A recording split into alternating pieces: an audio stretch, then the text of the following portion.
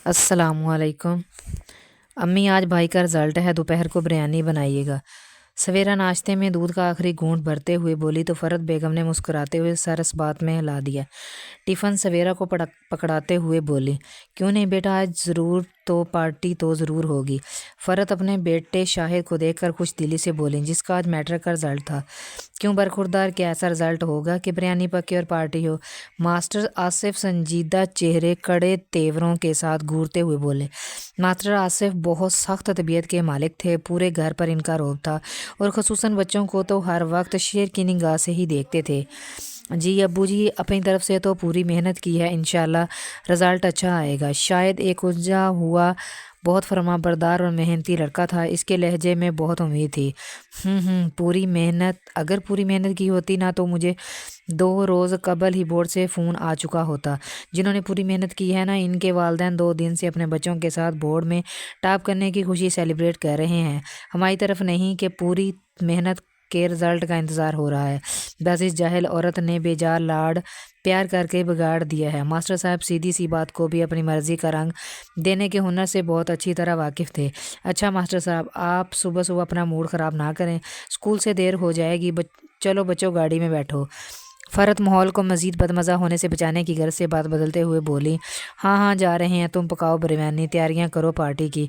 बेटे का रिज़ल्ट है, स्कूल में तो टॉप करेगा ही इंशाल्लाह। अल्लाह आपकी ज़बान मुबारक करे मास्टर साहब। आमीन तो कह दें। फ़रत आहिस्ता से बोली, आमीन तो जब कहूँगा, अगर कोई उम्मीद भी नज़र आती हो साहबजादे की पूरी मेहनत से। मास्टर साहब तंजिया कहते हुए गाड़ी की चाबी लेकर दरवाजे की तरफ बढ़ गए। बच्चे इनके पीछे लपके, क्योंकि अगर 2 मिनट की भी देर हो जाती तो वो इन्हें छोड़कर चले जाते। मास्टर साहब सवेरा को गर्ल्स स्कूल छोड़कर अपने दोनों बच्चों शाहिद और हामिद के साथ अपने स्कूल चले जाते। वो ये एक इंतहाई सख्त गिर इंसान थे। शाहिद ने मैट्रिक के पेपर दिए थे, जिसका आज रिजल्ट था। हामिद और सवेरा छठी और 7वीं में थे। तीनों बच्चे बाप से बहुत डरते थे, बल्कि खुद फ़रत की भी जरूरत नहीं थी कि इनके सामने ऊंची आवाज़ में बात भी कर सके। सलाद और रायता तैयार था, बिरयानी अभी दाम पर थी, मगर इनकी खुशबू सारे घर में बिखरी हुई थी। यकजक बैरूनी गेट पीटे जाने की आवाज़ ने फ़रत को बुखला दिया। इलाही खैर, वो कुर्सी पर पड़े दुपट्टे को घसीट कर उड़ती हुई गेट की तरफ भागी। गेट पीटे जाने की आवाज़ के साथ गली में से शोर की आवाज़ें भी आने लगी थीं। चाची चाची जल्दी दरवाज़ा खोलें, बाहर से हमसाए गुड्डू की आवाज़ आ रही थी। आ रही हूँ, क्या हुआ? फ़रत जल्दी से गेट खोलते हुए बोली, मगर गुड्डू के जवाब की ज़रूरत ही ना पड़ी, क्योंकि सामने ही मास्टर साहब शाहिद को छड़ी से पीट रहे थे। ये थी तुम्हारी पूरी मेहनत, ये थी तुम्हारी मेहनत। दीनू का बेटा स्कूल में टॉप कर गया, जो सारा दिन गधे पे ईंटें ढोता है, और तुम पूरी मेहनत करके दूसरे नंबर पर रहे। मास्टर आसिफ का बेटा नंबर 2, दीनू कुम्हार का बेटा नंबर 1। मास्टर साहब गुस्से से पागल हो रहे थे, छड़ी से शाहिद को पीटते जा रहे थे। फिर मजमे में किसी की जरूरत नहीं थी कि इनको रोक सकता। फिर फ़रत ने देखा कि शाहिद गिर गया है, मगर मास्टर साहब का हाथ नहीं रुक रहा। ममता ने जोश मारा, इसका सारा खौफ ख़त्म हो चुका था। उन्होंने मास्टर साहब के उठे हुए हाथ से छड़ी पकड़कर फेंकी और दूर फेंक दी।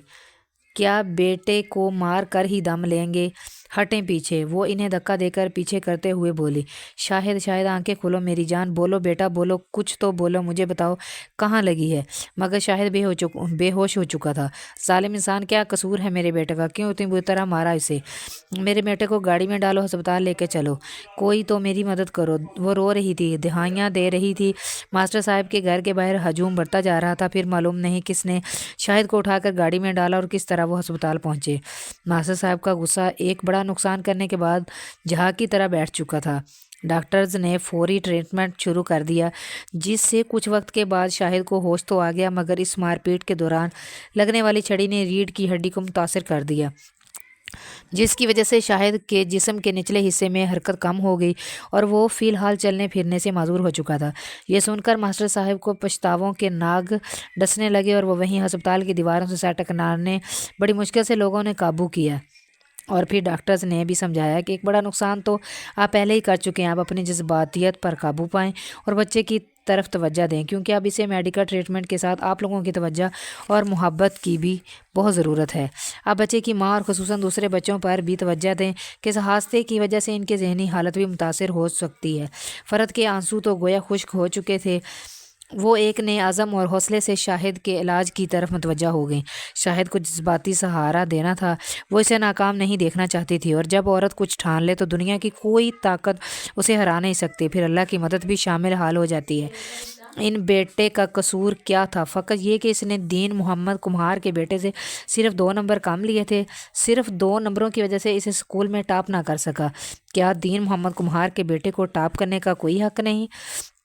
کیا کامیابی کو صرف ماسٹر صاحب کے بیٹے کا ہی نصیب بننا چاہیے تھا؟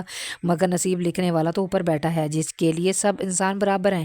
اس نے سب کو پیدا کیا ہے۔ ماسٹر صاحب تو بالکل خاموش ہو چکے تھے، ان کا غصہ ان کو ملنے والے نقصان کے نیچے دب کر فنا ہو چکا تھا، مگر اس کڑے وقت میں فرت نے وہ کر دکھایا جو کوئی سوچ بھی نہیں سکتا تھا۔ وہ ہر چیز کو بھول کر اپنے بیٹے کا سایہ بن گئی، وہ اس کے خوابوں کو پر دینے کے لیے دن رات کا فرق فراموش کر گئی، وہ ایک ایک منٹ کو قیمتی سمجھ کر اس سے کامیابی کشید کرنے کی تگ و دو میں مصروف ہو گئی۔ 2.5 سال بعد ایک مرتبہ پھر ماسٹر صاحب کے گھر ایک ہجوم جمع ہوا۔ آج شاہد نے اپنے ضلع میں انٹرمیڈیٹ کے امتحان میں پہلی پوزیشن حاصل کی تھی۔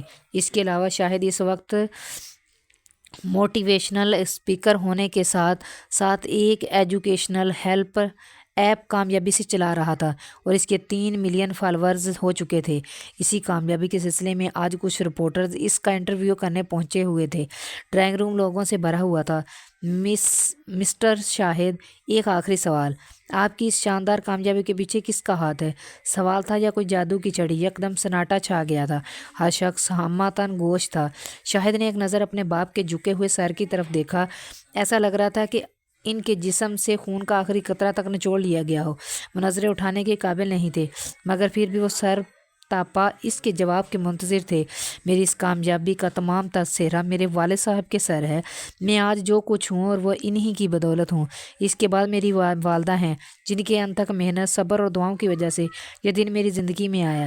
ماسٹر صاحب نے کرنٹ کھا کر جھکا ہوا سر اٹھایا۔ ان کی نظروں نے اپنے بیٹے کے چہرے پر کوئی طنز، کوئی ملال ڈھونڈنا چاہا، مگر وہاں ایسی کوئی کیفیت نہیں تھی۔ ایک عزم تھا، حوصلہ تھا، تشکر تھا، ممنونیت تھی، فرشتوں جیسا نور تھا، مسکراہٹ تھی۔ کیا آپ اپنی جسمانی حالت کا ذمہ دار انہیں ٹھہرا رہے ہیں؟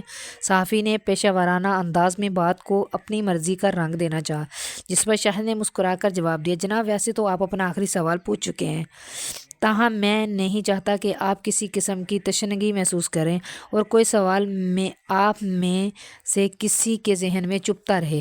یہ ایک تلخ حقیقت ہے جس کو جھٹلایا تو نہیں جا سکتا۔ میری جسمانی حالت کا ذمہ دار یہاں موجود ہر شخص میرے والد صاحب کو سمجھ رہا ہے، بلکہ میں خود بھی کچھ عرصہ تو یہی سمجھتا رہا، مگر اس عرصے میں میری والدہ میری جسمانی بلکہ میری ذہنی صحت پر بھی بھرپور توجہ دیتی رہیں۔ وہ قرآن پاک کا ترجمہ تفسیر سناتی، میرا مورال بلند کرتی، میرے ایک ایک منٹ کی انہوں نے کیلکولیشن اس طرح کی کہ میں زندگی کی طرف لوٹ آیا۔ جو خواب میرے والد صاحب نے میرے لیے دیکھے تھے، ان خوابوں کو پر میری والدہ نے اللہ کے فضل سے مہیا کیے۔ مجھے رفتہ رفتہ یہ بات سمجھ میں آ گئی کہ والدین کو یہ پورا حق ہے کہ اپنی اولاد کے حوالے سے خواب دیکھیں، مگر ان کے اعصاب پر خون مسلط نہ کریں۔ وہ ان کی آنکھوں میں اس طرح خواب بھریں کہ بچے ان کی روشنی میں ان کا نام اور اپنی زندگی روشن کر سکیں۔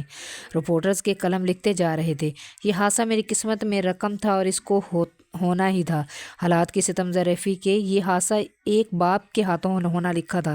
یہ حادثہ نہ ہوا ہوتا تو میں آج اس وقت اس مقام پر نہ ہوتا، لہٰذا آج میں جو کچھ بھی ہوں اپنے والد صاحب کی وجہ سے ہوں۔ باقی میں اور میری والدہ کی کامیابی میری والدہ کی بدولت ہے، جنہوں نے میرے خوابوں کو پر دیے ہیں۔ وہیل چیئر پر یہ بیٹھا وہ نوجوان جس کا چہرہ عزم و ہمت کی روشنی سے چمک رہا تھا، وہ دوسروں کے لیے ایک زندہ مثال تھا۔ ماسٹر صاحب کے چہرے پر سفر کرتے ہوئے آنسو میں ندامت، تشکر، طمانینت تھی۔ مسٹر شاہد، بے شک میں نے اپنے سوال کو آخری کہہ کر خود اپنے ساتھ بہت ظلم کیا، مگر بعض اوقات سوال کے اندر سوال ہوتے ہیں اور بعض اوقات سوال کے جواب سے کئی سوال جنم لیتے ہیں۔ اگر آپ اجازت دیں تو ایک اور سوال پوچھ لوں؟ کیا یہ آخری سوال ہوگا؟ شاہد کے لہجے میں شرارت تھی۔ کچھ کہا نہیں جا سکتا، مگر اب جو بھی سوال ہوگا آپ کی اجازت سے ہوگا۔